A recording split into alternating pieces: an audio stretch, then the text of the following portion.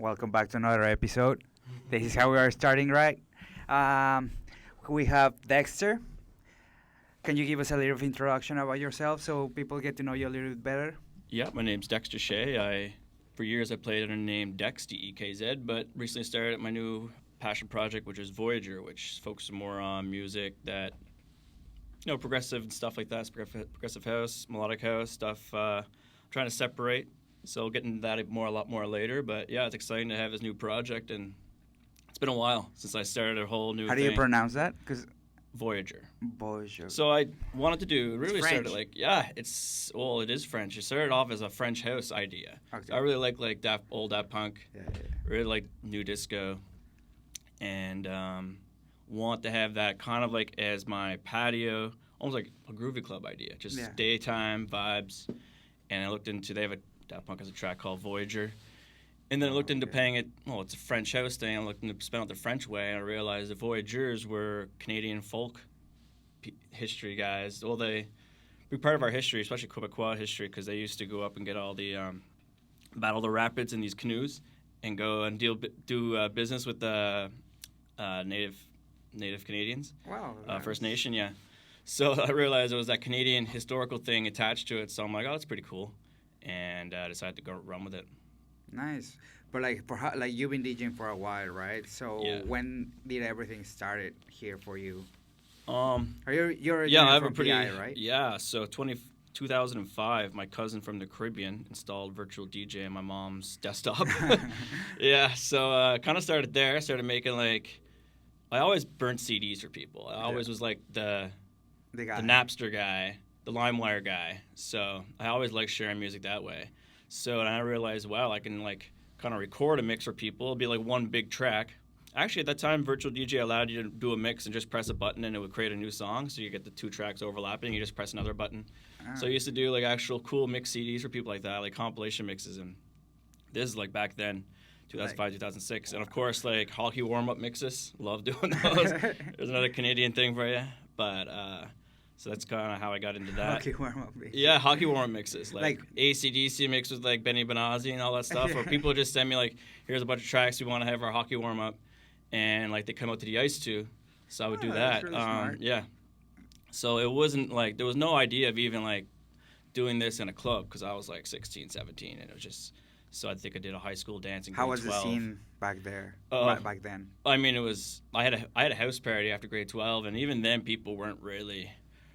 Yeah, as well, just hanging out, chatting, and it was it wasn't really until I noticed even around here that the Project X movement came out, the movie, just everybody wanted to have their own party, that people actually seemed to, just get more excited, but just let's just go party and actually dance, and but that's just around here. I can't speak for everywhere, but I found around that time you've seen a lot of more. I was probably 19, 20, but you've seen a lot more people trying to organize these cool prom parties or just end of the summer kind of everybody's going back to university parties, and I would be kind of right on I was probably the only guys doing it, and I had a laptop, so that was for university. So I started to get into more actual mixing rather than just making these CDs and recording them.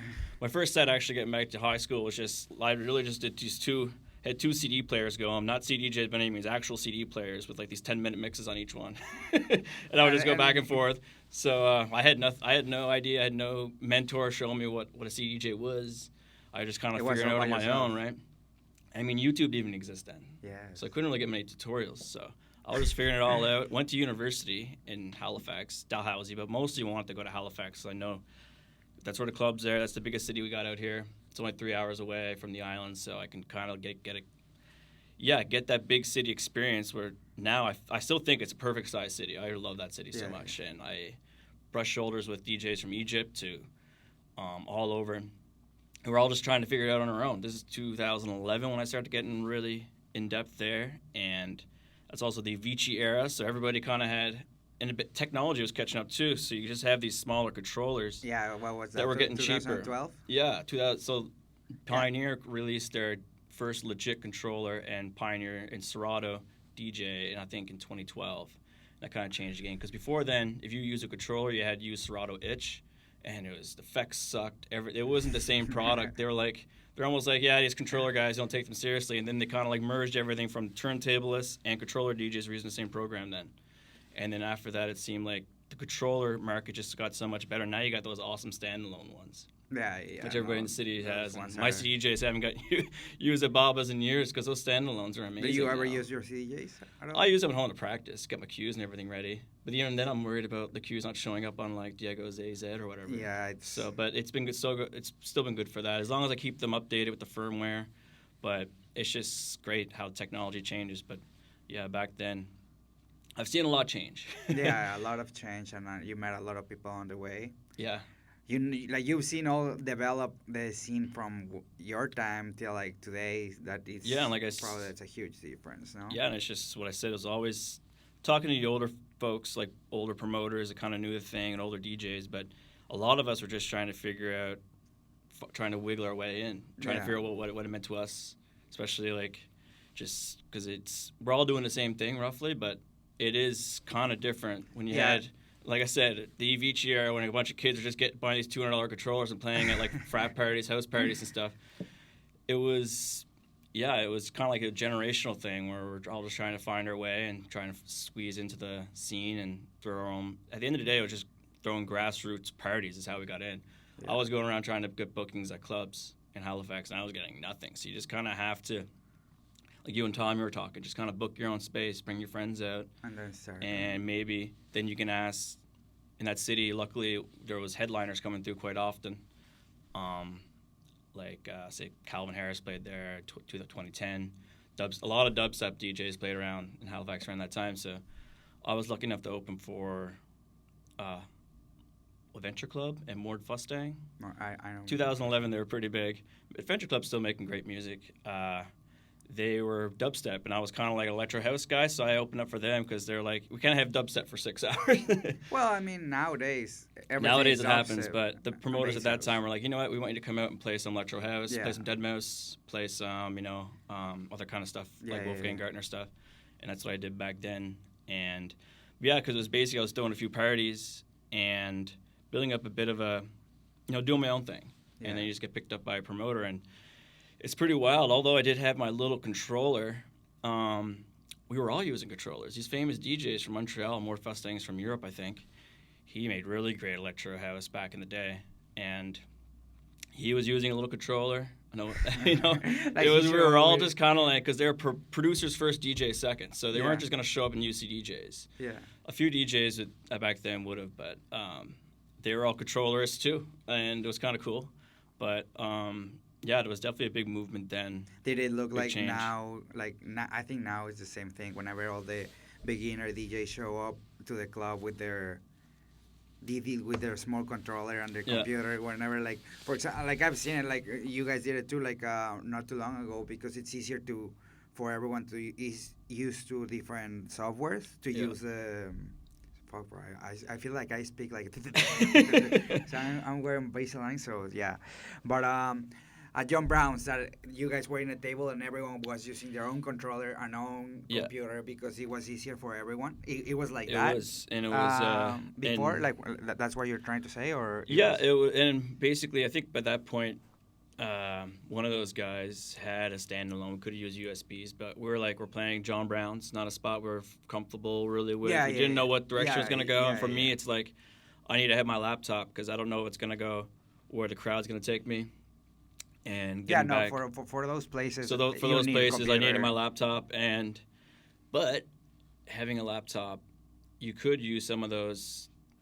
So with those new, like Diego's new setup or whatever, you could have two guys running two different laptops and another guy running USBs. USB, yeah.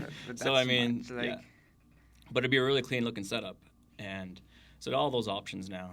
I think getting back to the whole two alias thing, it kind of has a good example because I was playing under my Dex brand for everything. I was doing Peaks one night and then doing Babas the next night, two completely different sets.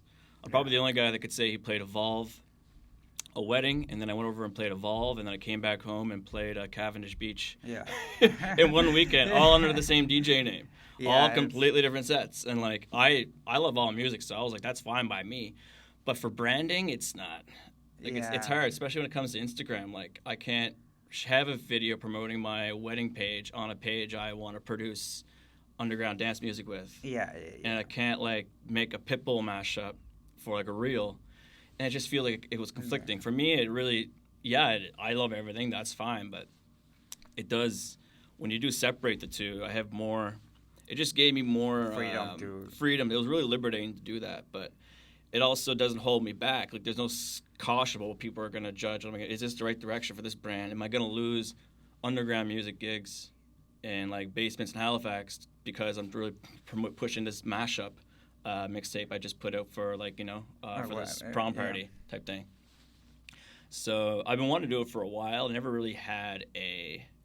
I mean, I just literally just created the Instagram a couple weeks ago. I'll tell you the story about that. But yeah, so the Instagram thing came out. Well, I wanted to do it for our release. So I wanted to release that wanted to be my big thing. But what really made me get onto it was I put out that Radiohead Rufus of Soul mashup. Yeah. And I threw it on. Drone video. Yeah, with all my Cape Breton stuff, which was supposed to be a full DJ mix, but the material wasn't there. It was blowing so hard that a lot of my drone videos didn't work out, and my videos with me didn't work out. I'm like, either it could be a 20-minute mix, or I can just do. I had this mashup in mind, and I'm like, you know what, it's gonna go really well with the mountains and everything. So I think it went over well. It was my best thing on my YouTube in terms of plays so far. It was nice to have random people being like, Instagram bought me here. I never got a comment like that before, so I'm like, is it trending on Instagram or what's going on? And somebody else said me too, so that kind of confused me, but also got me excited. But there was a guy named Soel he's signed to Afterlife. He's from New York City, and he reached out to my personal Facebook page because he's like, dude, I saw this video online. I have no idea how to get I need this track for my show in Dubai. And I'm like, you're the only person that shared this. I just searched this, and it brought me to your personal Facebook page. How do I get this song?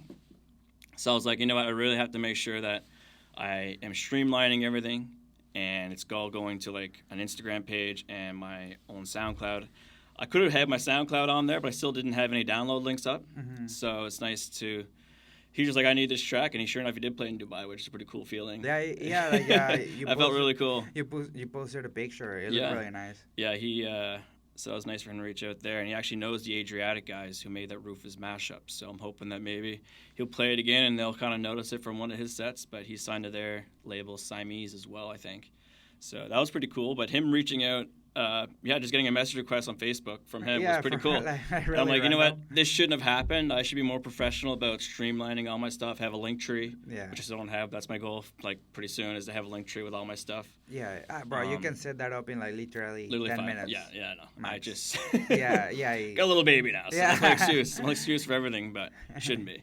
No, she's been great, and no complaints there. But honestly, having a baby, too, is like, I'm just like, I have more motive now, I find. I want to finally start producing again, because I used to do it 10 years ago. I used to put it like G House. Remember like G House? Yeah, G House kind of like was big. It kind of evolved into heavier bass house. Yeah. But a lot of those guys just started playing tech house then. But it's pretty big, I think, in Latin America too. Yeah. G House was big, but then it shifted to bass house and to different. Yeah, guys like. And it kind of like, it was really hype, and then it kind of like died really quick. Yeah, I remember you have guys like Bijou and Dr. Fresh started doing the heavier bass house side of stuff. And then, people like, what are their names? They used to run Cuff Records. They had a lot of great releases, but they're doing more tech and minimalist stuff now. But yeah, so I made a track with G-House track, which actually is on Spotify. But yeah, I just got to get back into it, man. Like, I know. I'm comfortable with Ableton. I had like 6 or 7 tracks running for that Rufus mashup. Yeah. It's just, and that's what Laidback Luke said one time, like, doing these epic mashups is a great way to get yourself, or little edits, adding intros, or like editing tracks in Ableton so you can play them out, which a lot of DJs do, shorten them up or lengthen them, or add an acapella so you don't have to do it on the fly. That is a good way to get into producing and learning how Ableton works. Yeah. And then you just kind of go from there. So I kind of already have the grassroots and... So you start using... what was the first software that you started using whenever you were starting to produce? Machine. So Machine is... they make native instruments, so they make Tractor. Okay. Tractor, Machine, but Machine was good. Like Kate Trinati uses it for his drums. You can use it as a VST within Ableton, which I still want to do, but you can also just make full tracks with it. but you don't really.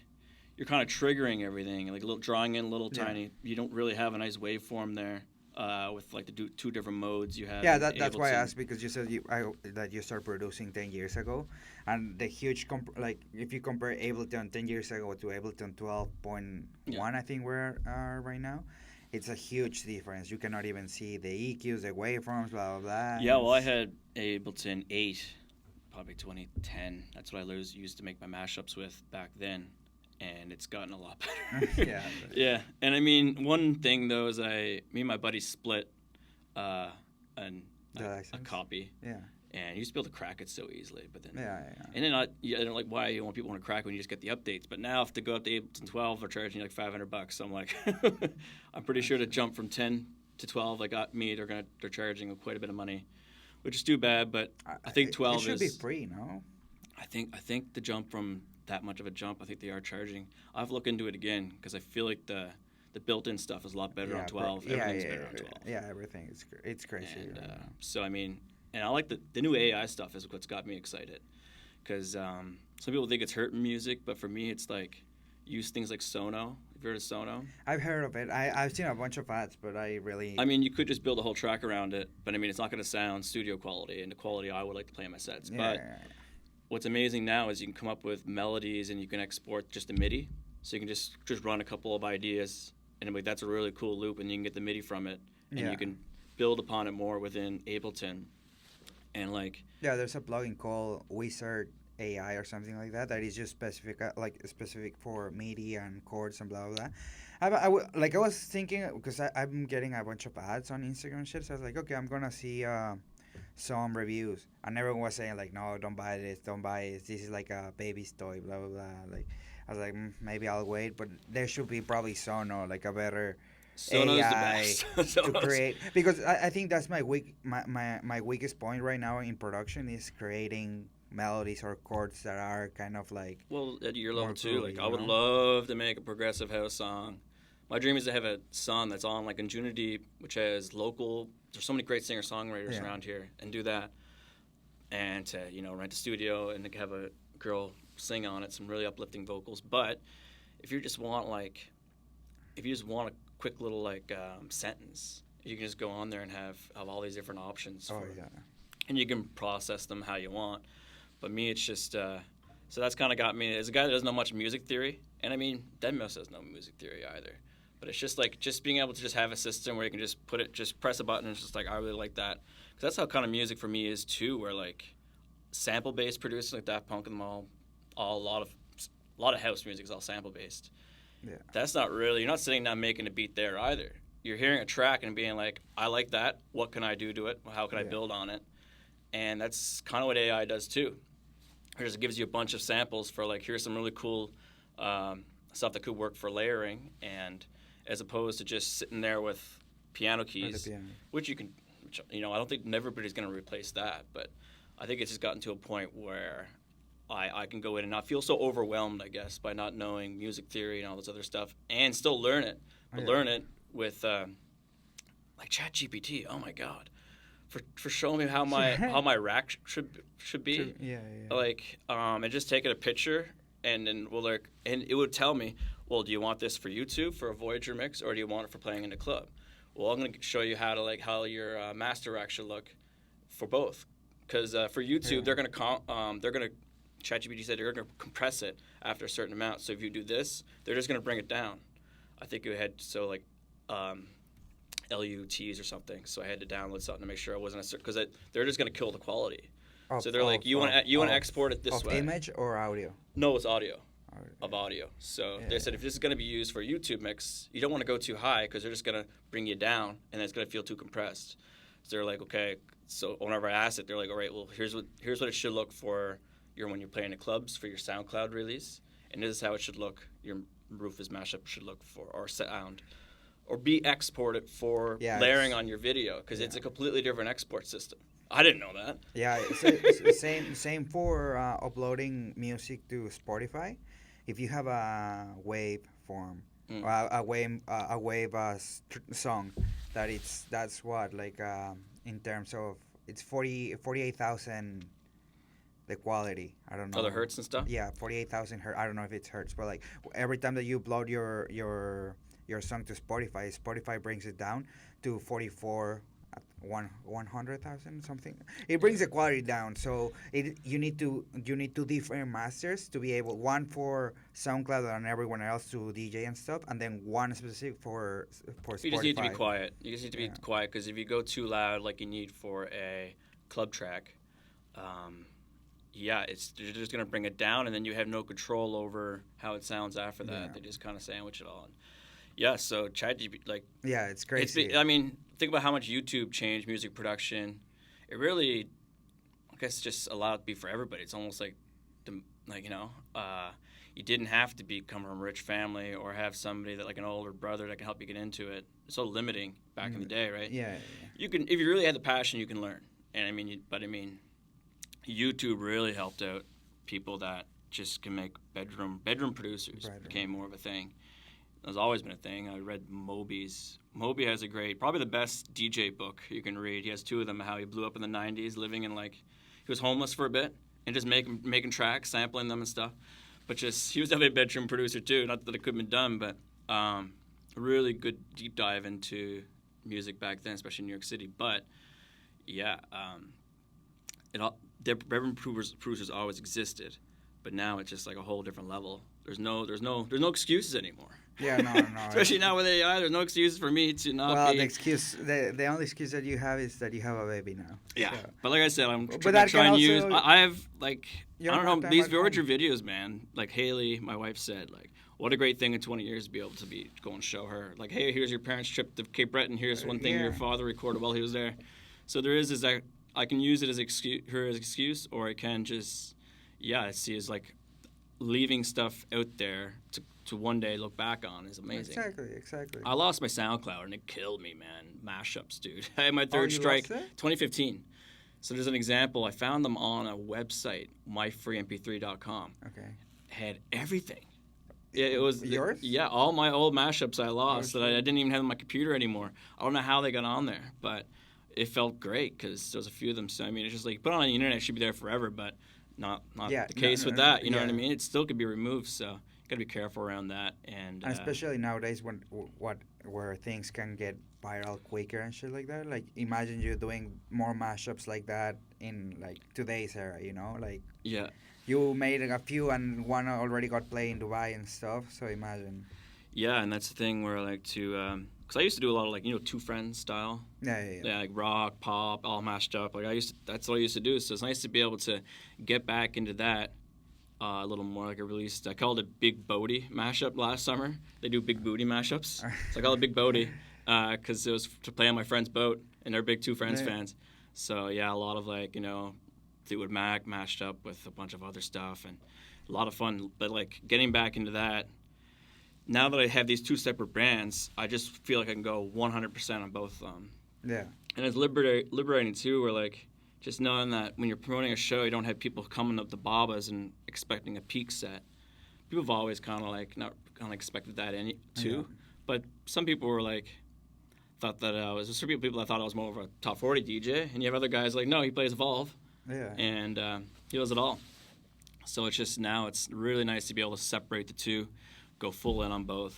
And yeah, That's the thing, right? Like, it was like that before, and I feel like some people still think that, and I think that's the correct way. I don't know. So, because John Summit, he plays a lot of different genres. Yeah, he and does. like now DJs are more how do you say it? Open format. Not open format, but like they swing from different genres in, like I said, right? And I feel like that's a good way to do it because like it's hard to to make happy one single niche or people that only like house music, right? So like if you can play techno, house, and everything blends together and everything comes from dance music at the end of the day, Yeah. right? But coming from if you start playing pop and stuff like that, it's kind of like you gotta separate yourself because, for example, whenever I get a lot of messages about, oh hey, like I don't know, they see that I'm a DJ on my Instagram or stuff, and they send me a lot of messages. Hey, can you DJ in my wedding? I'm like, have you heard? Like my first question is, have you heard the music that I play? No, okay, I don't do weddings because that's not the type of music that I play. Oh, okay, okay, thank you so much. And then other places like a few collaborations that I've done with like Music PI and other like they were like, hey, can you play for our event? I was like, yes. Have you listened to my music? No, but like, like send me your music. I'll send them a SoundCloud link or whatever. They're, oh yes, we love it. Yeah, that's perfect. And that already helps me. Like, okay, like at least I know that. Like, if I told you that I was gonna play this, so Yeah. Yeah, no, Music PEI for sure should be letting you do your own art, do yeah, what yeah, you yeah, want. yeah. And but nobody's the thing with weddings is like you're expected to be unless you get somebody to organize, you're expected to be a talent buyer. You Oh know? yeah, And yeah, nobody's really professional at really knowing what the and a lot of clubs around here, man, like you're a DJ, they'll book you and then they'll wonder for them not to ask for a mix ahead of time or like for the manager to go out see what you're doing. Like, I like what you're doing. I'm gonna give you a show over here. That's how it should be. yeah, yeah, It yeah. shouldn't be like, hey, you're a DJ, you have a lot of Instagram followers. Let's get you in here, and then all of a sudden, let 12:30 the manager's being like, hey, man, you got to mix it up. It's like I'm doing what I'm doing. Mhm. You should have asked for a mix, and that's just professionalism on Yeah, their yeah, part. yeah. So I never ran into that. I do try to meet wherever I'm trying to play. I do try to meet the crowd in the middle. Try to find that happy medium. Yeah. But that's what my Dex brand allows for, and but see, you should never get away with what you're trying to do. You should put your, you know what I mean? You are great for, I'm doing my thing. I know what it's like. Yeah. Take it or leave it. And doing the work beforehand to make sure it's not, everybody's going to be happy at the end. Yeah, yeah. And that's important.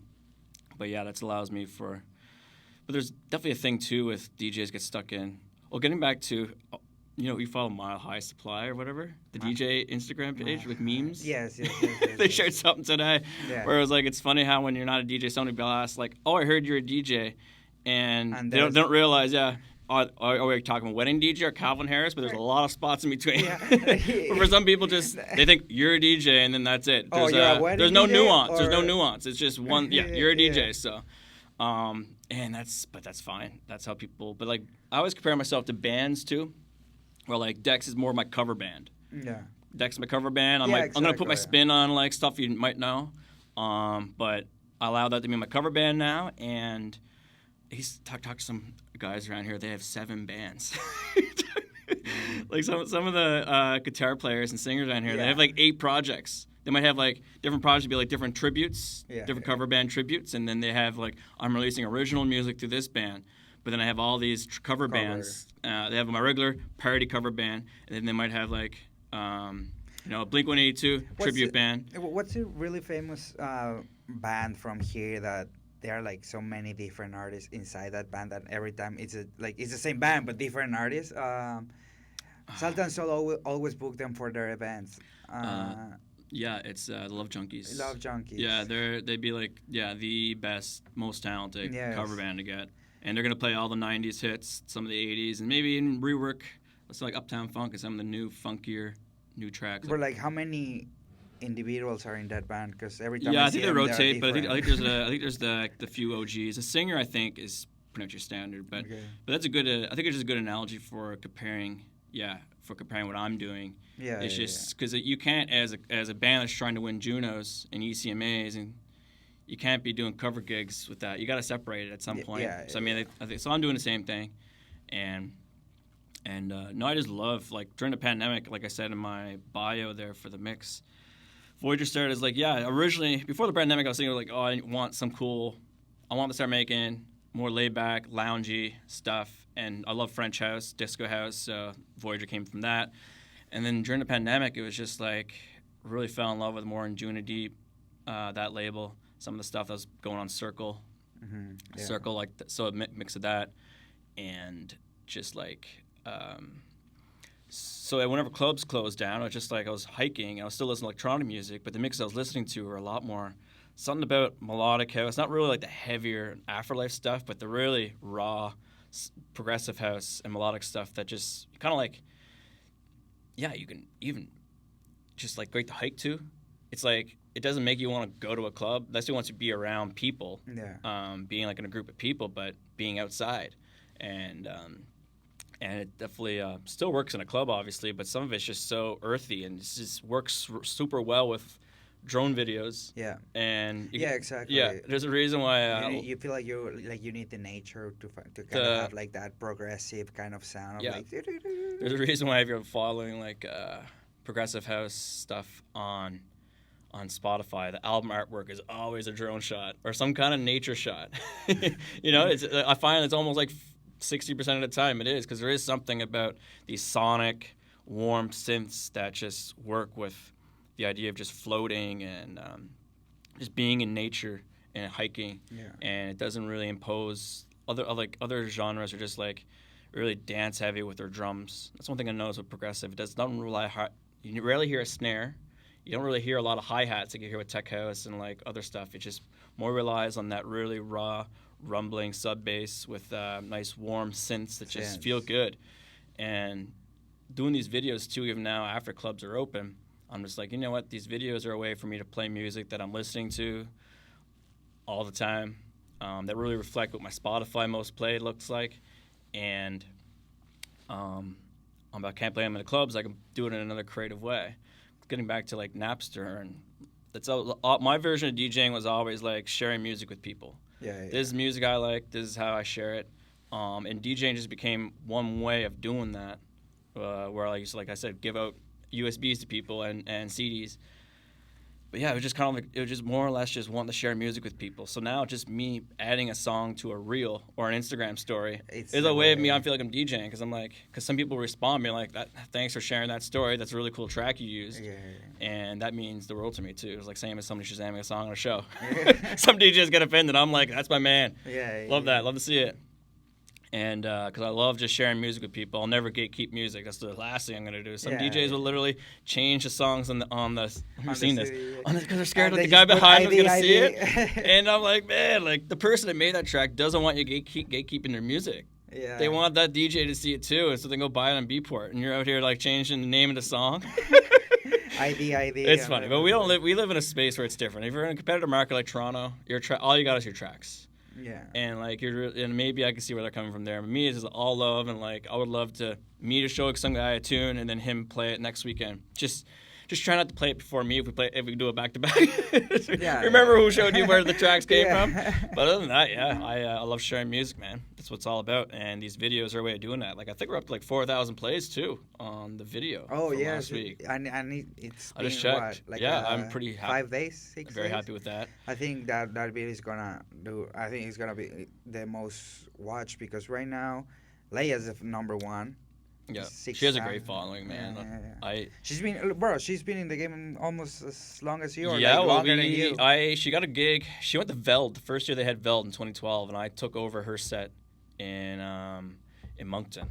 And at that time, she learned from a legend called Sunny D, and she actually started DJing with Ableton. She was an Ableton DJ, which I never learned how to do, which is fascinating. And she's been killing it. And she took a little break, and I'm glad to see her get back into it and did a show in Ibiza and stuff. And so it's killed me that I couldn't really hang out when she was here for Moonlight Bazaar, because I went from doing my set to playing. She came to Beer Garden, but I think she recorded that set with you. Or was that Ms. Butler that recorded at that time? Both. Both? No, it was. It was Leah? Yeah, it was Leah. Yeah, I mean, it was like, because that's also the thing, man. It's nothing with DJing. Like, you take these gigs and they're fun, but you do miss out on pretty awesome stuff too. Yeah. And that's what I'm always like. You gotta make sure you like what you're doing, and you gotta get paid well for it. Exactly. Pandemic taught me that like $150 on a Saturday, when you could be like, I could be watching a Leafs game, or just hanging out with people. Yeah. It's not cutting it. It maybe every now and then it's like, you know what, be on a chance to play with some friends, and every now and then. But your Saturdays as a young person are so important.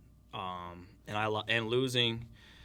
Yeah, the pandemic just taught me that. I'm like, if I'm going to take a gig, it has to, I have to feel good afterwards. And even if I'm playing a lot of pop music, especially got to make sure I get paid well, because those Saturday nights are so important. Yeah. Like I said, I missed her set at Moonlight Bazaar.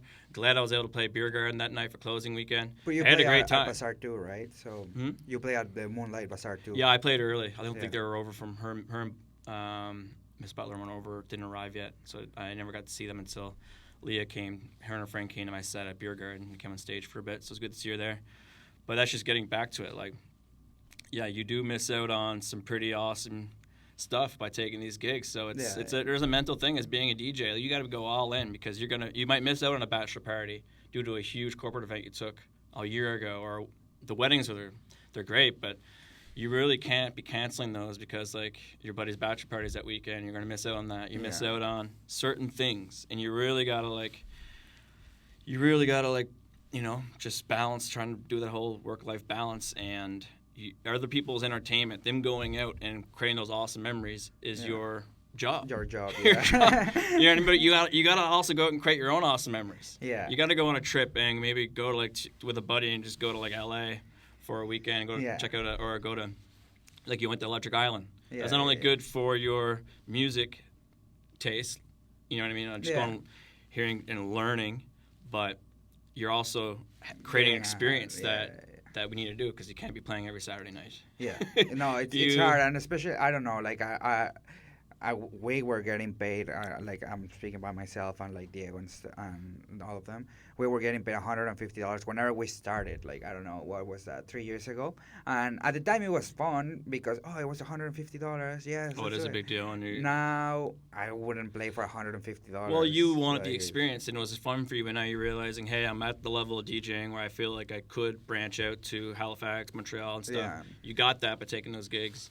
But now it's time to maybe be more watch a movie, produce some music on a Saturday night. You have to be more cautious about what's gonna bring me more in the long run, like taking this gig or having the time to sit down and produce and make music where maybe not this track, but this track is gonna help me be better in the next track, and then just start building that momentum of what is more important, like this $150 gig or like this how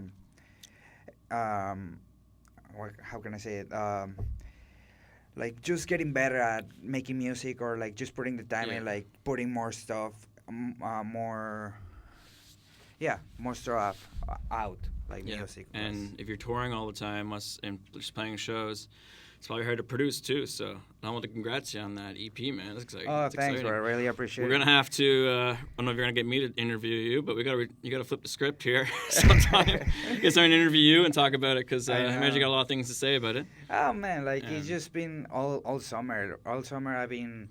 If I was not working during the weekend, I was inside just in the computer. Like I've been taking classes 101. With a friend that he's a producer. His name is Tapia. Shout out Tapia. Nice. He's doing her local, or you guys he's Zoom and stuff. Zoom. Everything is on Zoom. He's from Mexico City. That guy, it's been producing for like 10 years. He's our age. Well, my age, 27. Yeah. So, yeah, he's been doing his thing. Right now, he's writing an EP. Like, he's really good friends with Voice Noise, because Voice Noise plays a lot of his music. And right now he's helping him, Voice Noise is going to open a new label, and he's doing the first EP for the label. Like, he's doing great things. So I was like, man, can you help me, just blah, blah. And he's been coaching me. Like, of course, there's more. It's hard to tell someone how to make music in the idea, but he can teach me how to make it sound proper, Yeah, that's a big thing, and just getting it. The learning curve goes like that, and it can be so frustrating just getting there. And like I was saying, me with the mashups, I already know how a few things work with Ableton, automation, that kind of thing. So, but it's just getting to that point, and creative too, creativity side of it. But also, people want to learn how to do the whole mixing and the mastering too. Like, a lot of famous DJs don't do their own. A lot of records won't let you do your own. So maybe it's good to just focus on the creative side of things and to do all that. But having a mentor there, is huge. And now, like I said, I have ChatGPT to help me out, but it shouldn't limit me from a human experience from being able to ask somebody else for help, like you or exactly. you or Goofa, or maybe even I can get. And I'll reach out to Penny and Low sometimes for some feedback or some ideas about. Whenever I got Ableton 10, there was some changes, so I remember really reaching out to Cloverdale. Be like, how do I do this? I changed a few things. And as soon as you learn how to do them, they made a lot of sense why Ableton did that. But And everyone has their own little tricks, everyone Yeah. is different. That's why That's where the art is. yeah. That's the art right there. Yeah, exactly. That's why I love like learning from so many different people, because you can be doing the same thing, but they will show you a different process, and then you can mix those processes and be like, okay, I'll meet in the middle of those, Yeah. and now I'm doing my own instead of yours and his. Like, so it's Yeah, it's it's the internet, man. Like, yeah, it's wild growing up nowadays and all the stuff we have like that. Like I said, there's really no excuses, but there's also a lot more competition. So it's just, it is. it really, once again, get back to pandemic, it really, people that, one good thing about it is like, it really pushed out the people that weren't really committed. Yeah. And other people went on Twitch too and really tried to keep pushing everything.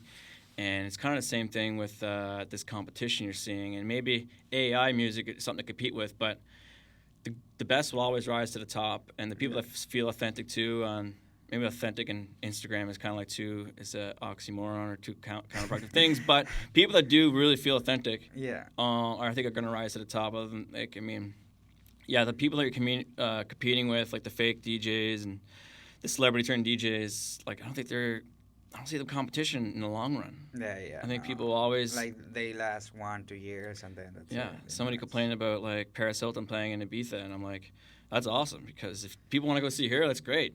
If that means they're going to be at a Eric Prydz show, you know what I mean? But she already has a long If they would prefer to see career. Paris over Eric, then maybe the crowd is just going to be more vibing than at Eric. It's going to be more authentic. It's going to be more really like of his go-hards, like his people that have been around forever. And so I love all that stuff. Like I love the fact that Paris Hilton was playing at Ibiza. Like no harm there. Like people, people can do whatever at the they end want. of the day, she's making music, and there's DJs that are complaining that they don't even make their own No. music. Right? So it's You're being hard on it. I'm like, no, all the celebrity DJs it makes you maybe have to work a little harder, which is good in the long run. Like, and same with AI. Like, you can use it as a tool for expanding on the creativity. And I shared on my Instagram. Rick Rubin had a good. I don't know if you know Rick Rubin. Famous. He produced for a lot of bands like. Rick Rubin. That name sounds familiar. He produced Jay-Z stuff, but he also did like Red Hot Chili Peppers album. He won a bunch of Grammys, but he doesn't really know how to produce music. He just gets you in a room and just like brings the best out of people. Like Johnny Cash, he just gave him an idea. Like, why don't you do a cover of a Nine Inch Nails track? And it turned to be one of like his biggest tunes. And just because he uses a lot of like Eastern philosophy. And he's on the Daily Stoic talking about just AI, and that's how he always produced. Where he would just be like, he doesn't really know how to play a whole lot of instruments. He just knows music. He was sample based in the early hip hop days. So he produced he made Run DMC Walk This Way, where they sampled Aerosmith. So that was his idea. That was him using philosophy and creativity, being, hip hop is such a thing in the 80s, wasn't that big yet. Let's have you guys rap over Aerosmith and see what happens. Bro, it's crazy that people that think that way, because you never see it coming, right? For example, whenever, like, this is a really kind of same concept but different thing. Like, for example, whenever Ford was invented, people ask him, how can I make these horses go quicker? Yeah. More horses. Instead of he putting more horses in that, he created a car, right? Yeah, so he created the car that got the cost price down so low, like everybody was able to afford one. It was the first time that I'm a history nut, so I actually took a class at university on Ford. Fordism. Yeah. Well, just like he was like, people that built the cars were finally able to afford the car, and that changed all history. Exactly. Like the fact that people that were building the cars were finally able to afford it, and then all of a sudden everybody can afford one. So yeah, it's just being a futuristic thinker and just thinking outside the box. But for Rick Rubin, he loves AI because that's how he produced forever. He was just, as a producer, because we see in music is different. Like a music producer, you make the track. Yeah. But in movies, a producer is the guy that makes the movie happen. Yeah. So he's not the director. He's not, a producer is that this movie wouldn't exist without the producer. Yeah. So for music, it's kind of the same with him. Is like he allows things to happen, but he's not running the chords. He's telling the guitar guy, like, I really like what you did there. Why don't you listen to this concept album from the 50s? I think you learned something from it. Bringing out the best in the band to create their best material. Yeah. So he sees AI as that's what allows him to do Yeah. that. Because if you can just tell the AI, like, I really like this, but what do you think about this? Come up with like 5 different melodies. And I'm like, I really like that one. Let's expand on that one a little more. So that's what he likes about AI in terms of producing, and that's what I like too. So yeah, I'm hoping to try to combine all that this winter and maybe have an EP out Yeah, bro. in the spring. I will be happy to help Maybe by you. my birthday in March, I like to have it, and you hold me to that, man. Hold me to that. Yeah. Because I just get lazy, and I don't know. It's just, and I used to remember getting frustrated a lot too with it, and it's just really just having. It's sitting there, and once that you see all these many things and numbers going on, you're like, okay, like what am I looking at? But once that and you probably already understand more than 70%. Yeah.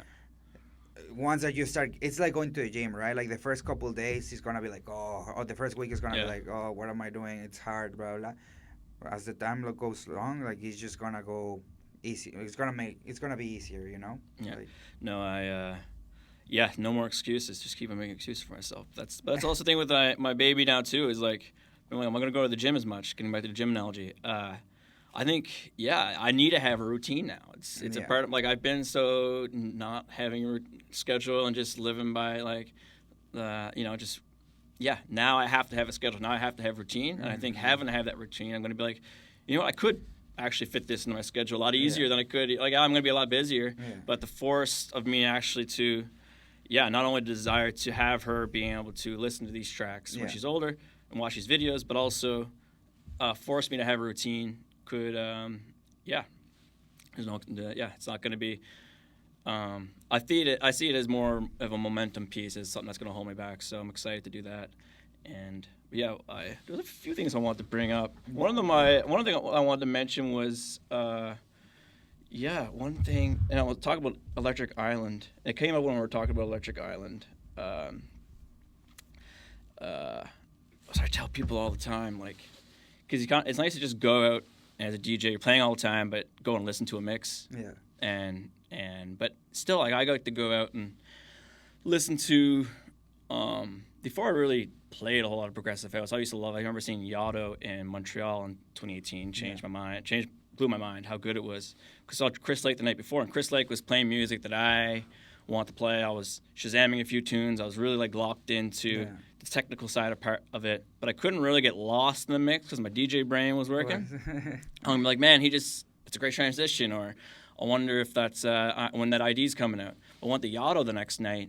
I didn't care about any tracks. I didn't really know him that well. I knew 2 tracks that were really good, and he didn't even play them. Mm-hmm. But I was able to really get lost in it because I didn't care as much. So after that, I realized that even now I'm into progressive house, I listen to a mix and it just feels more like work. I'm trying to find tracks from it. Mm-hmm. I go on 1001 track list and try to find those gems that are in the mix. But you gotta DJs. You gotta save those certain genres you like and not DJ them, if that makes any sense. For me, that's techno. I love techno, but I told myself I'm not gonna try and play too much of it and get lost in it. Because I like to be able to go to a techno show and enjoy it for what it actually is, and not feel like my DJ brain is working. Yeah. You got to have those genres. Drum bass, another one. I'll never DJ drum bass. I'll hold myself to that. But I love a good liquid drum bass set. And I think a lot of it is because I'm able to just escape from everything. And where now, like when I was going to a tech house set and I was playing a lot of that stuff, it's hard to do that because the Shazam's running, or like you're just really interested, like, oh, this is one of his tracks, or you know what I mean? That happened to me a lot. I feel like I'm working. And it's not quite as fun. That happened to me a lot last Electric Island. We were dancing, blah, blah, and then, like, I think my favorite show of that weekend was Sosa. You said Sosa and Camel Fat. You told me were your 2 Sosa, favorite. Camel Fat for house, and then Sarah Atkins for techno, and Party Boy 69. But Party Boy 69. God, that would have been fun. Like, he was just playing, and then he was like, he takes out the mic and starts rapping, pause the music, starts rapping, puts the music, like just really into it. Yeah. And he's part comedian too, which you don't have enough of. No, I'm just saying, like, we don't have enough of that electronic. A lot of DJs take themselves so seriously. I just love seeing a guy that doesn't. I think that helped out Fisher big time. Blew up because of that. Yeah, it's just because especially in tech house and techno, there's not a lot of people with a bit of personality. Mm-hmm. It's just a lot of like people wearing black and being really serious in their profile pictures. Yeah. All of a sudden you have a guy with a lot of personality, like it's more fun, more and people. So I always say Party Boy 69 is a bit of a comedian too, and people love that. And you're gonna see a show. And Well, going back, I went to the show in Electric Island. I was partying, la la la, and then I was like, "Oh, this track is really good." Putting my phone out, shazamming, and you're like, yeah, and then you don't get it, yeah, and you try it again, and then I'll record the video. The best is recording a video, so then you can pull the video to your phone yeah, later, and all that's fine. It's like, but I mean, but it takes the magic of takes the being magic out of present. it. But if you're at a festival, it's nice where you can be like, I go to see that guy. That's gonna be I want to see the technical side of it. I'm really curious what he's gonna be playing. It's on release, all that stuff, and then you see another name that you know he's really good, like, and then you go to him and you know it's gonna be you're gonna get lost in their set a little better.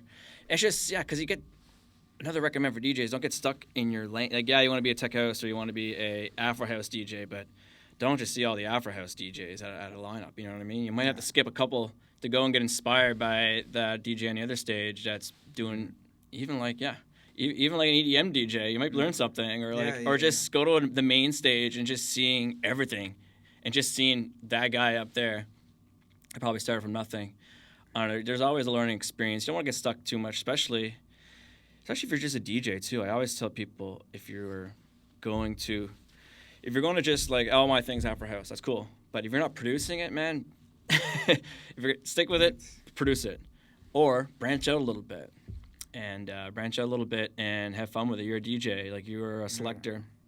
Don't put yourself into one corner with one genre that might not even be talked about in 3 or 4 years. Might be just a fad, and unless you're gonna produce it. If you produce it, go all in. Yeah, and that's fine. But still, I think it's good for the heart and soul to, jump around the stages at a big festival. Maybe, especially if you're at something like Osheaga, to go hear some live music for once. Go hear a band in your local town. Go listen to a fucking band, man. Sit down, go to Trailside and get a meal and just hear a real band play real music. It feels good. Like, it just, you're going to get inspiration from it all. Yes. If you're not going to get inspiration, you're going to escape, like I said, too. Just escape from just this DJ brain going and working and politics behind it, which gets, it's all, at the end, it's all good. It's just, you do it all. Yeah, you need a change of scenarios sometimes to realize, like, okay, like, I'm out of, like, that's what I feel like do sometimes whenever I'm listening to, I don't know if this happens to you, but, like, sometimes, like, there's a time, like, let's say a month, that, like, I'm really into house or, like, into tribal house, so a lot of percussions and, like, these drums and blah blah. It feels kind of like jungle-y kind of house, no? But then after that month goes by, I'm like, okay, I'm done this. I'm listening to more minimal house, and then I'm done with minimal house. I go to I don't know, a little more like of Italo music, like kind of like a different vibe. But like that. But I'll jump from different genres, but like at the same time I grab some like I don't compare them or try to compare them, but like I grab some things that I'll say in my head, oh, okay, well, maybe like I'm not listening to this genre right now, but like this can work with like this the other one in like some certain way, right? Or like the structure of the songs, or like kind of, or like even if you sounds. Yeah, exactly. And like use fader at all. Fader is good for like extracting stems. So Serato stems. It doesn't work that well, I find, but fader will pretty much spit out the acapella, the instrumental. They even do like hi-hats now and the midis for a whole song, but they're just good for just getting the acapella out. So what I'm saying is like even something you hear a track, you can just be like, you know what, I really like that acapella. So you can just take now, like back in the day, like when I did my mashups back in 2011, 2012, I was relying on what the internet had for acapellas. Now any song I can extract an acapella from, which is like the limitations are. There's none. Yeah, no, there's not. You don't have to. You can write and fucking make the song sound like Drake or whatever you want. There's even more reason for you to listen to other genre, like maybe some old 70s funk, because you can. There's no track that you can't pull an acapella from, or like, I mean that's what music all was. The almond break is literally a lot of these jungle and drum and bass genres are built off that one little almond break from a 50s B-side rock song.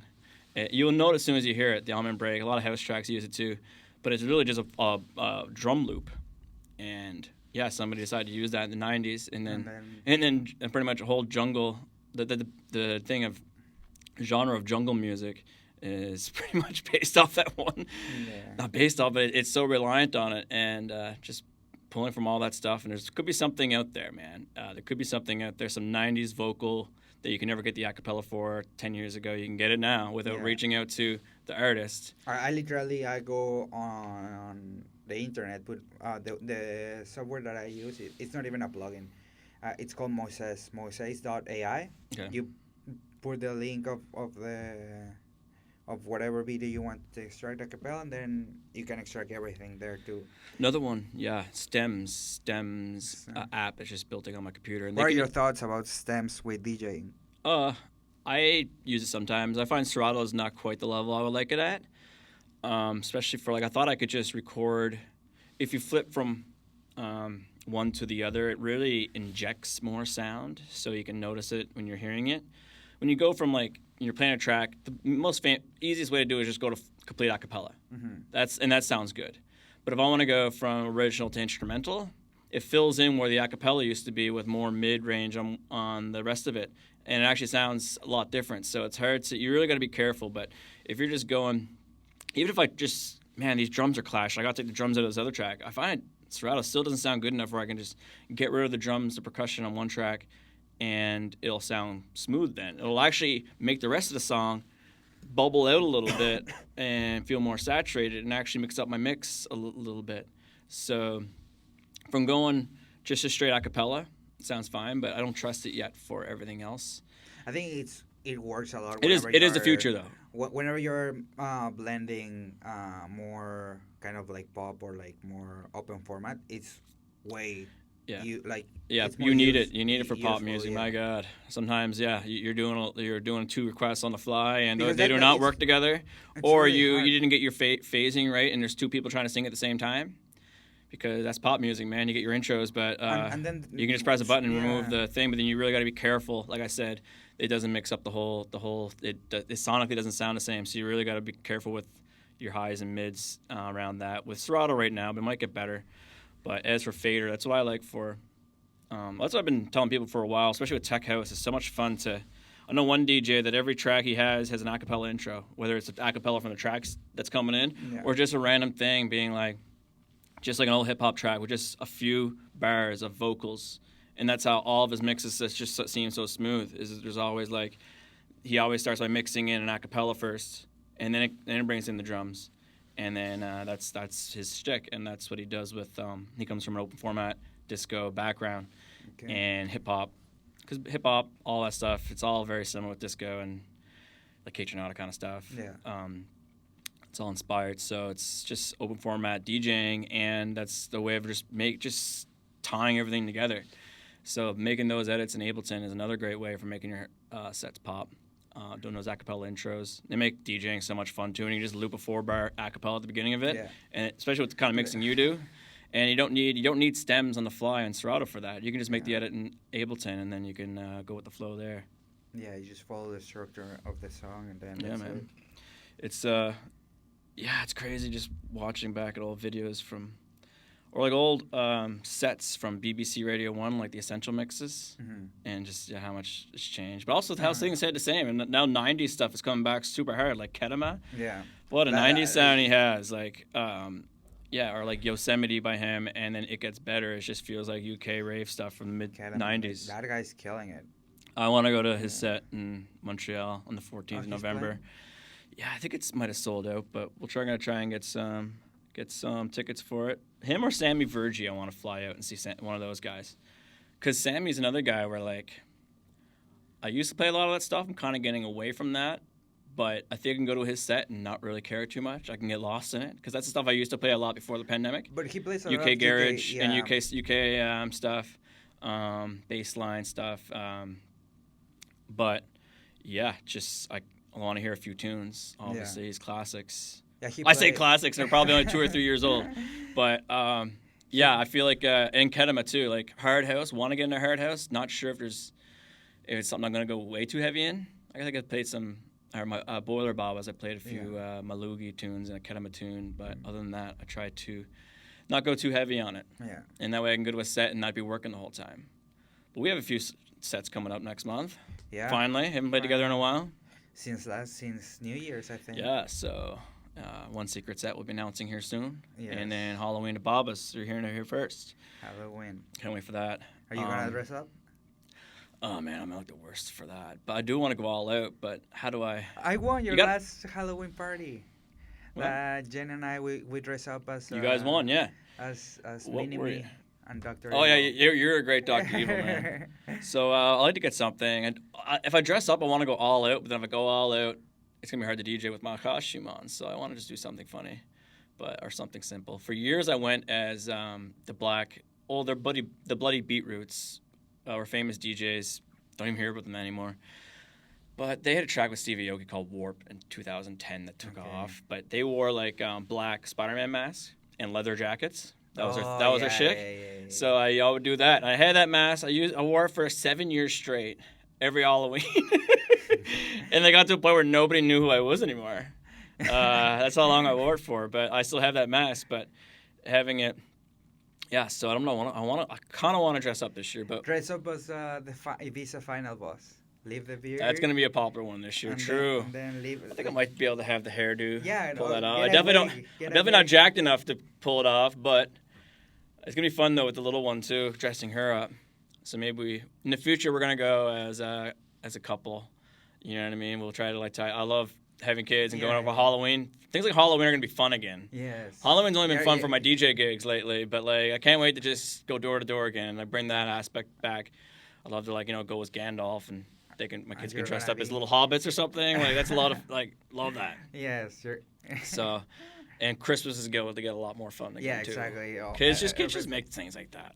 So Is much it more been fun. Love things.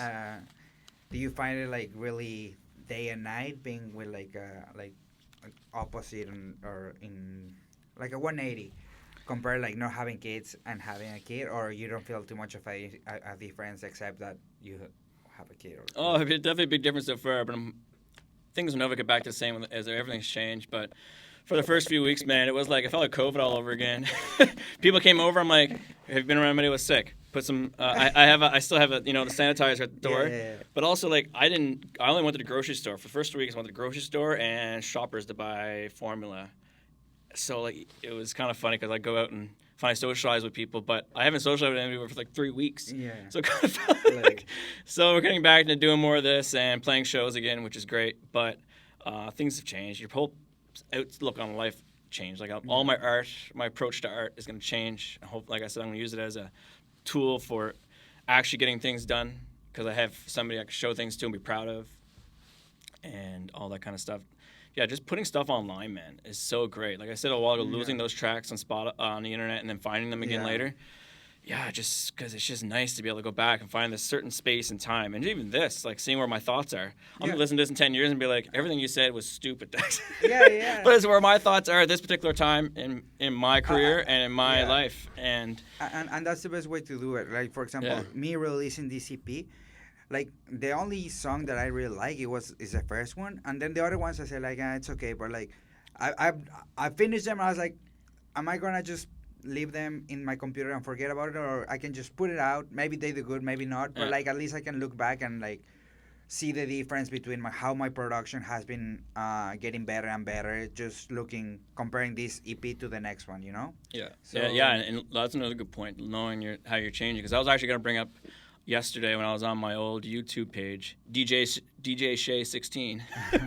Forgot about the DJ Shay days. I was DJ Shay from the get-go until about 2012. But anyways, I found a mashup of Levels by Avicii with Party Rock Anthem, 2011. Two biggest tracks of 2011, right? But funny enough, Levels still didn't have a name. It was still called Avicii ID. So I released it as Party Rock ID.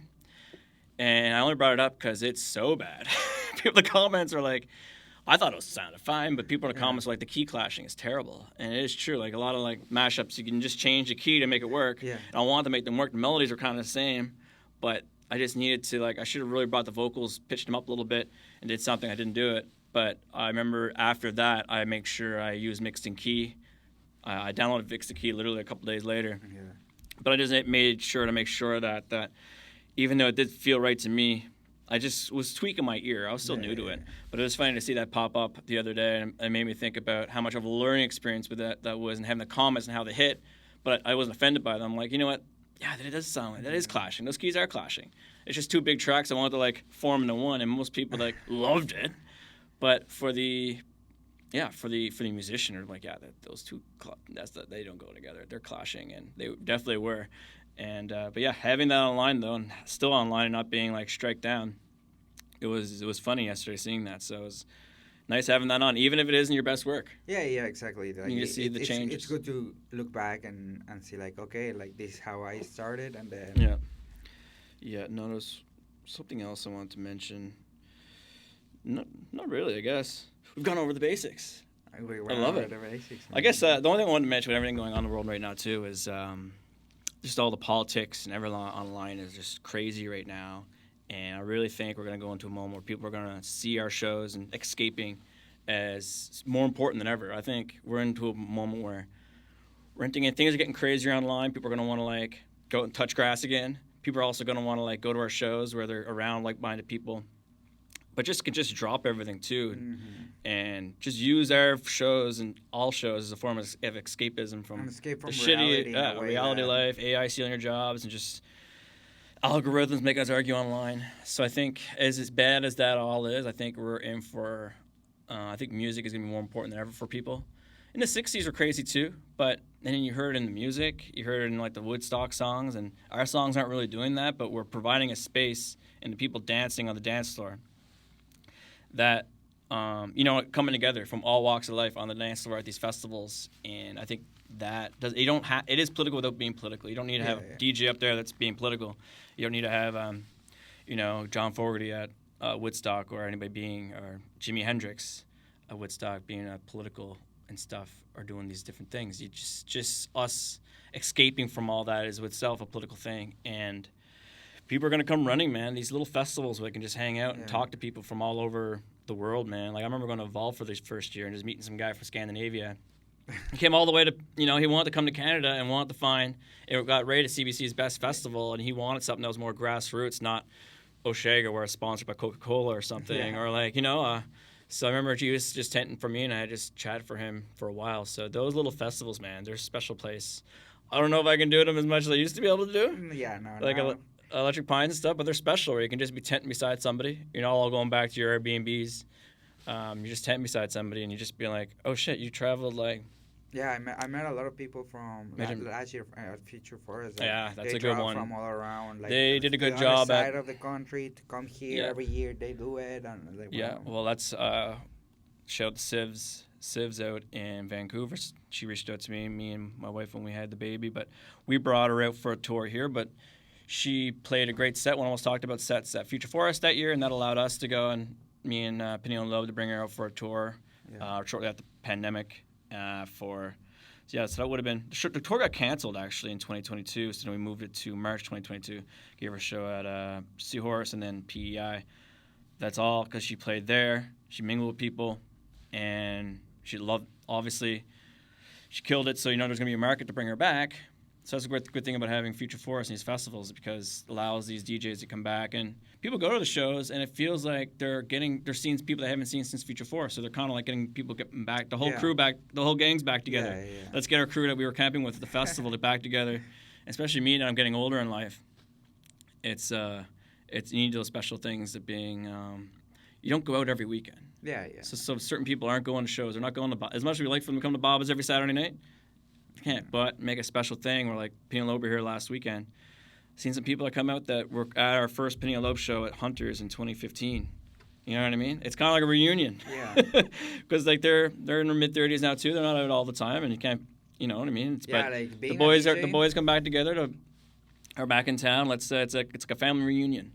For the you've crew. Been DJing for 10 years or like more than 10 years. Oh, I mean here for 10 years. I moved back in 2015. In those 10 years, you already saw probably like 4 different generations, or a little maybe 5 different generations through the dance floor, right? Because once that you reach to a certain age, you stop going out. So now you have all the younger generation that is like another lap of like 5 years, let's say it. But like Yeah. everyone, like one goes out and one is coming in, so it's just like literally Yeah, and it's a cycle. seen other DJs. We got more in terms of just, and God bless just the audience that just goes. Yeah. Love the fact there's no more DJs into it, but a scene exists because if you have a whole scene based around people that want to be DJs, a new generation of DJs or the ones that are on the dance floor, it's not a healthy scene. Like I felt like sometimes it gets like that in Halifax, where there's so many. Not really so much, but there's so many people that have stakes in the scene that are in the crowd, and that's amazing. It's a healthy scene. But what is really healthy is people that just go out to party. Yeah, and they might just do it for a couple of years, and there's a whole generation. You have a new generation of new crop of great people that want to be great DJs, great event photographers, great. We need more VJs around here, lights guys. You know what I mean? Yeah. The Wasco and Halifax is amazing, and. But see, you just have, because it's a whole community thing. But the most important fundamental thing is those people that just go, just to buy tickets, just to have a great time, and let us do what we love doing. And if they want to become a DJ, that's great. But if they don't want to have any stake in the scene and stuff other than just participating, exactly. You can't have a scene without those people. Yeah. And I've seen there are definitely a lot of people that just come and go. They're here for Holland College for 2 years, they're gone. But me at my age now, definitely getting the 19 to 24-year-old market. I don't know them much anymore. Which is fair. But that's why collabing with younger DJs is important, and just staying true to my roots too. I'm maturing as I get older, and a lot of people are too. That's been in the scene for a while, so that's where kind of like my Voyageur definitely is more mature, crafted sound for more of a niche thing, and it just feels more authentic because if I can't really get a whole lot of gigs with it. There's not, even Halifax doesn't have any other than the Labyrinth guys I can fit in there. There's not a big progressive scene on the East Coast compared to Montreal where it's like huge. Yeah. So, but it's also liberating the fact that like I'm not just doing something. I'm doing something that feels right to me, and I'm not just doing it trying to get gigs. You know what I mean? Yeah. So it just feels liberating the fact that I could just do this. I love it. Play a few shows at Babas, and it's great that people allow me to do that.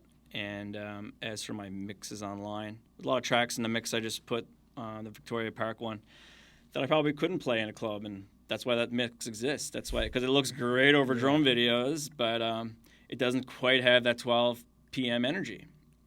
And PM or AM? AM, sorry. Yeah, because it has a 12 p.m. energy. Yeah, it has an extra. I want to do that again with a crew, with USBs, with drones, skate park, bro. What's that? In the skate park. Oh, no, you like the skate park, eh? Yeah. As long as it's not, as long as we're not bothering any kids that are trying to practice. But I would love to just have a bunch of people out at the park just hanging out. Like ours to use, you know what I mean? It's a public space. A skate park is a public space, and people go there and drink too. So yeah, people already we're just bringing music, and that's the only thing that we're bringing. I want to. What we did was special, which is awesome. Next time, I think we need to get a few other DJs on it and invite certain people. I wouldn't go and run a Facebook ad because in the city it'd be like, oh, there's 1,000 people attending.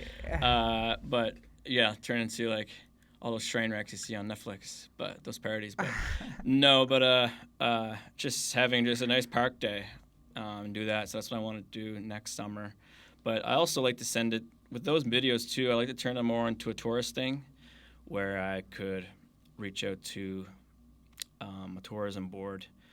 Go to do one in Halifax and see if I can just get a sponsor, man. Yeah, just get a work with not even with the tourism, with the city. Just work with a sponsor, like a craft brewery or something, and just kind of have their watermark at the bottom, and just because it costs me so much money. They do cost a lot of money to make. It costs more and time, bro. Time. Yeah. How long did it took you to make to edit everything? The video that we posted. Probably 15 hours. That's a lot, bro. Yeah, it's a lot of time. And you know what I mean? Got that one I did all the editing myself, which is nice. And shout out Victor for giving me those 4K or for those FPV shots.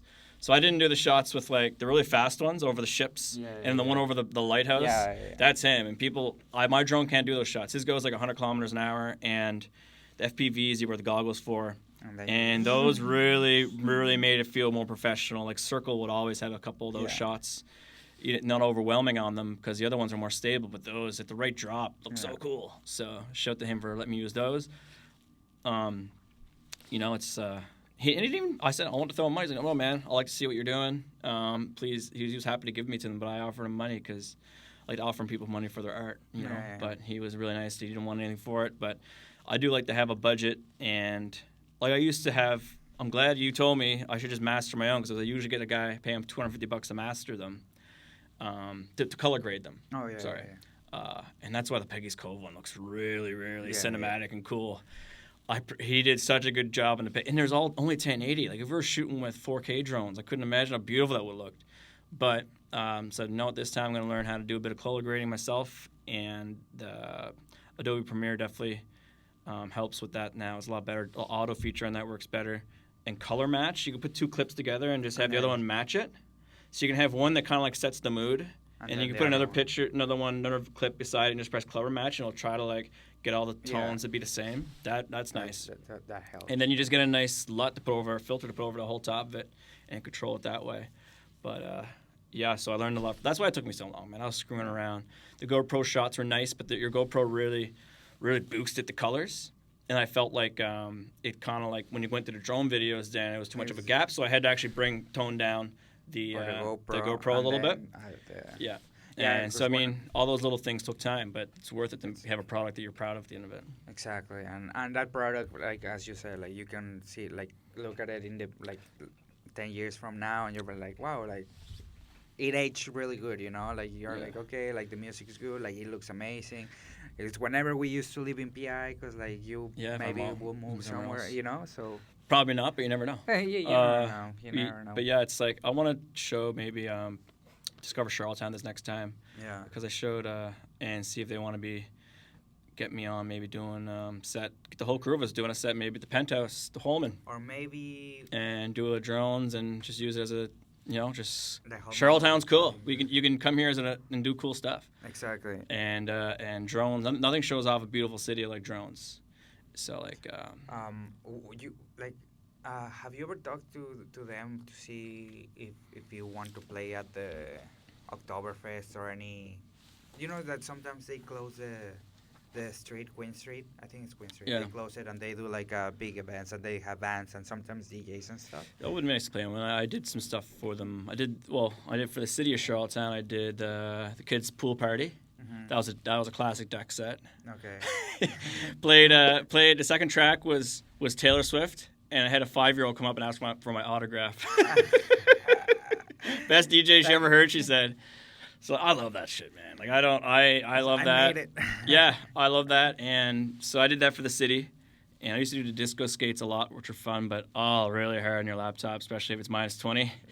So I stopped. I wasn't. Yeah. I had to keep on charging more and more every year because they were so tough. So I've done a lot for the city. It was fun, and we live in a great city, man. That's what getting back to the video. Hopefully, it shows off my love for the city, but also the people here. Because during the pandemic, you didn't see any DJs getting as many shows as what the guys were around here, just being like booking us randomly for the disco skates. I didn't know that happening anywhere else. Halifax wasn't booking DJs at the Oval, from my knowledge. There was a lot of city money for just helping out the arts. Yeah, Music PI is great, man. Yeah. Like, I mean and just collabs between different groups, make sure the money went where it went. And all that comes from the tourism fund, which are actually increasing. I just heard on CBC Compass. Yeah. That's getting increased from 3%. So maybe when you rent the room, you pay 3% levy tax, and that goes into putting on events. Oh. Yeah, and so it doesn't come from taxpayers' money. It comes from usually whoever's booking the hotels, normally tourism. So it's going up to 4%. So it's going to create an extra $600,000 for the city of Charlottetown to put into events.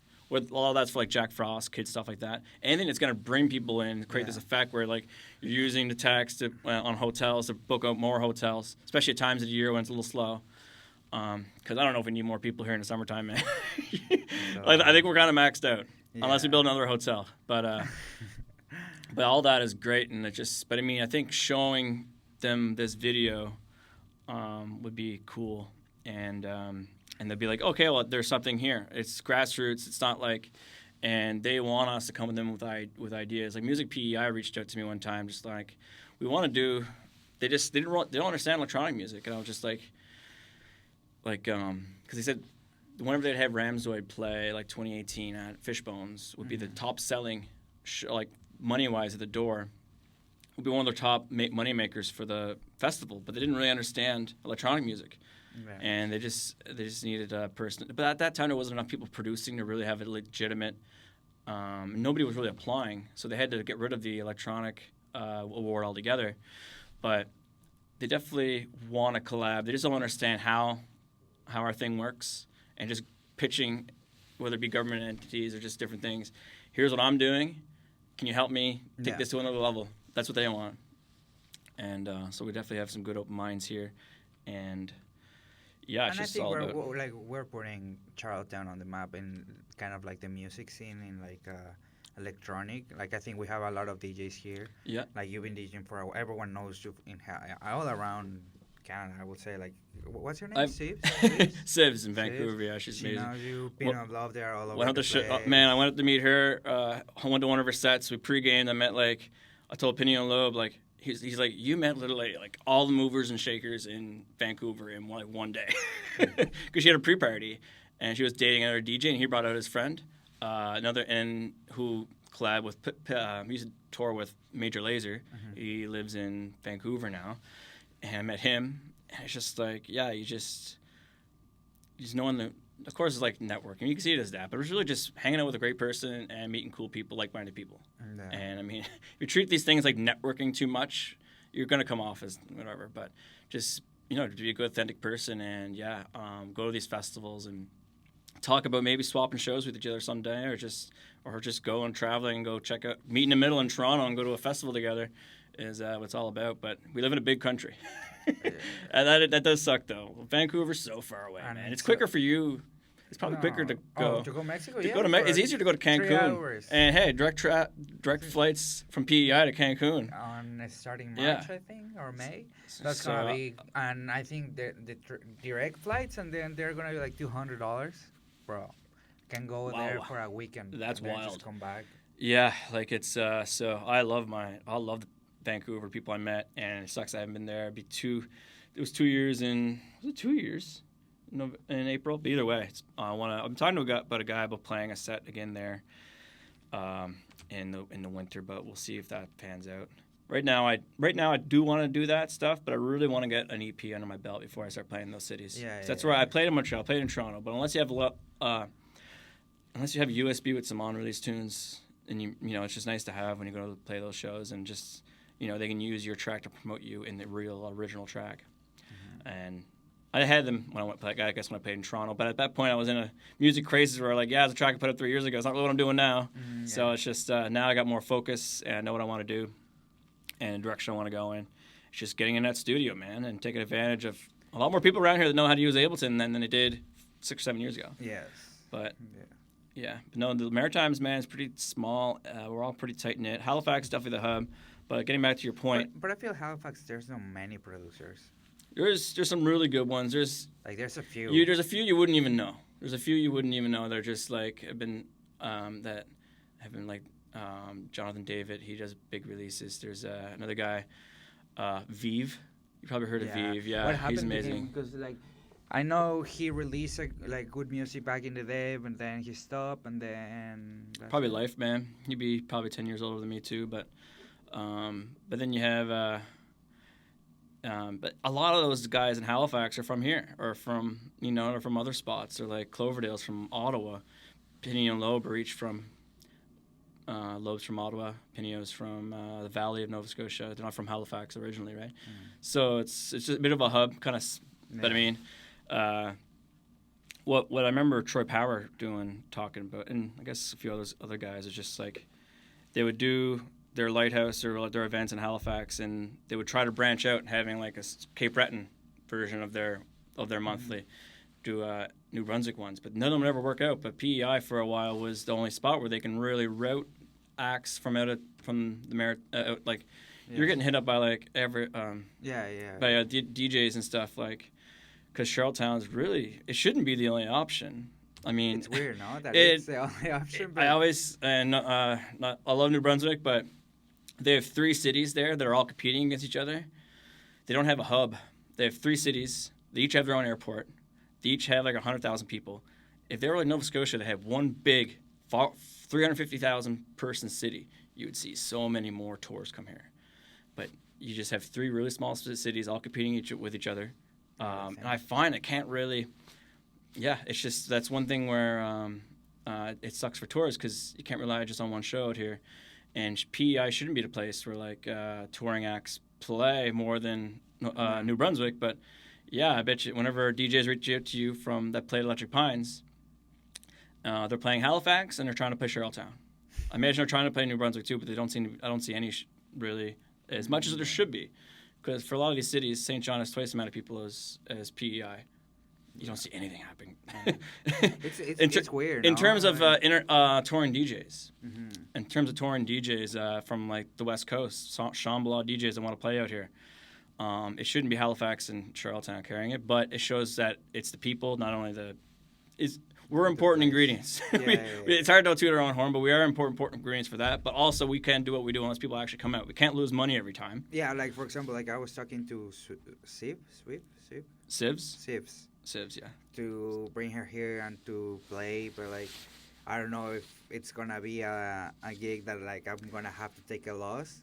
Yeah. Because even though that I can pay her good, but I still need to pay her flight. Flights is tough. Her well, is she trying to line up something else while she's here?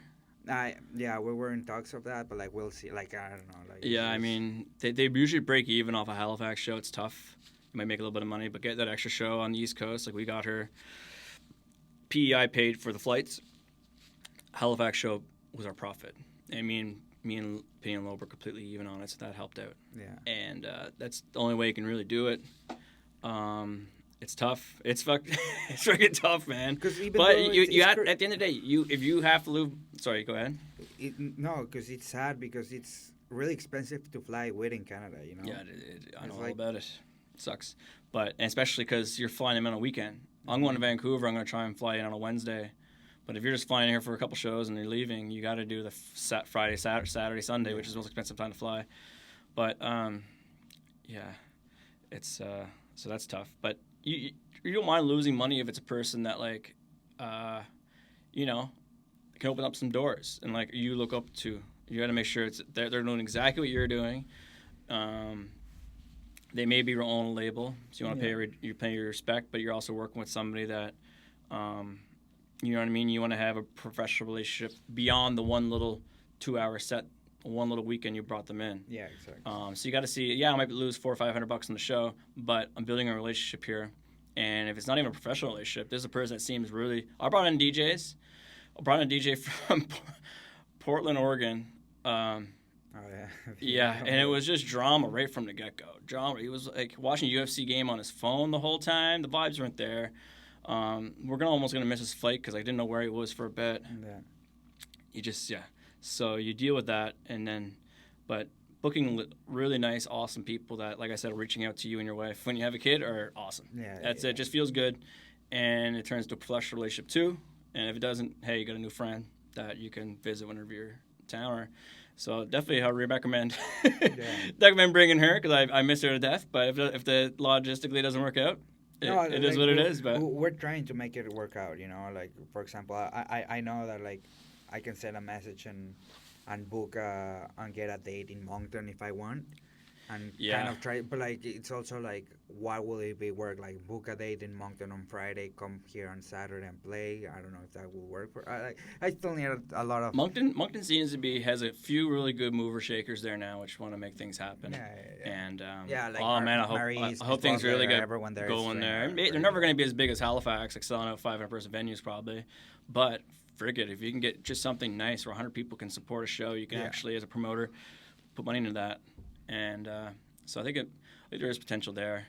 But like I said, it's just you got three small cities that, you know what I mean? If you bring them all together in one big nightlife like Halifax, because and get everybody just talking. Like Halifax is great because you have your different cliques, which is pretty, which is a sign of a healthy scene. Everybody's kind of doing their own thing. And a collabing, like Vibrancy, it was wild for them, especially. This year was great, but last year especially too. You just see like there was like Labyrinth had their crew had their night, and then they would bring out certain people from another thing on another night for Vibrancy, and it just kind of like seemed it was, what's a good way to put it? It was just like, just kind of like a Christmas party for all these different people that are doing separate things, all coming together in one big thing. Your festival is kind of like almost like just a corporate company bringing in all the different offices together for an event. If that is the analogy I'm going to use, where it's just kind of like it was so nice for them to pay homage to just different crews that were doing their thing and fitting them on the lineups there. And they're able to do that in that city. And it was also sweet to see you guys. Most of, like, two of the people, like you guys, were able to apply to maybe play a set. And so that was nice to be able to see, open up that slot for anybody. And having people from all over the region apply for it. So, so I'm hoping to, I think they might have it in July next year. I hope they do, because I'll be able to go. August is a bad time for me with fishing. You went this year? No, I mean, because we went last year. My little one was going to be like 10 days old, so it was hard to plan around that. But that's I need to pick my battles in terms of shows now, and and I really like to say like Hope and Wellness Festival. They look fun. They look really fun, and it's a family event. They do have there's an area that's 18 plus, but I can rent a little cottage, a little glamper for me and little one, and do a set by the pool, and then especially like I said, my age, having a sauna and a cold plunge at my age after the second day of a festival is key. So I hope to apply for that one, and just kind of keep it. It's just I'm evolving and I'm maturing and certain things. My approach to all these things, like taking festival bookings and what I'm going to play and what I'm going to attend, has changed a little bit. But it's all about the music at the end of the day and people I'm going to meet. So it's all about the music and making everyone have fun, Yeah, and just creating those experiences. And because at the end of the day, getting back to the freaking pandemic again, I was like just sitting there. It sucked, but I was thinking like, man, I'm glad that I actually freaking lived it. I said, screw it, let's go to BPM. Me and my buddy in 2017. And it made me think about, like, I'm glad I bit the bullet and did that, emptied my bank account at the time. And because, like, now I have that experience, and it helped me out during those dark times. So just got to get out and do it. And you got to get out and do it. Get out and do it. Yeah, man, this has been fun.